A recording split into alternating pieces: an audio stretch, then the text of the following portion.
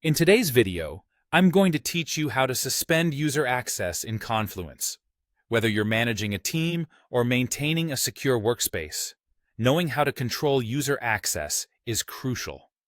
Let's take a closer look at how you can swiftly and efficiently suspend user access in your Confluence instance.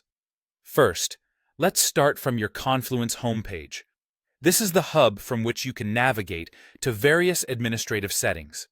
It's important to ensure you have the necessary administrative permissions to proceed with these steps.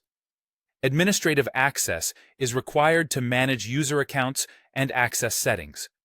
From your homepage, you're going to look for and click on the gear icon, which you can find in the top right corner of the page.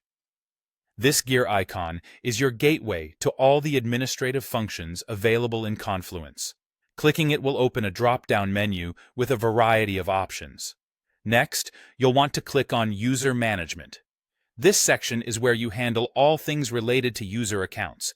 It's comprised of several tabs and options that allow you to have comprehensive control over user settings and access levels.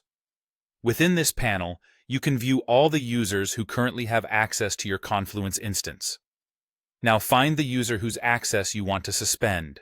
You can either scroll through the list or use the search feature to locate them quickly. Once you have found the intended user, focus on the three dots located beside their name. This icon represents additional options or actions you can perform. Clicking these dots opens a small menu, giving you access to several user-specific actions.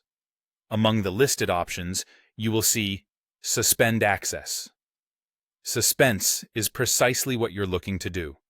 By clicking on Suspend Access, you will temporarily disable the user's ability to log into your Confluence instance and access any content or projects. Ensure that suspending their access aligns with your organizational policies, as it will affect their ability to perform any work within the Confluence environment. Great! That's it, and you've successfully learned how to suspend a user's access in Confluence. This ability provides a much-needed control for administrators to manage security and workflow effectively.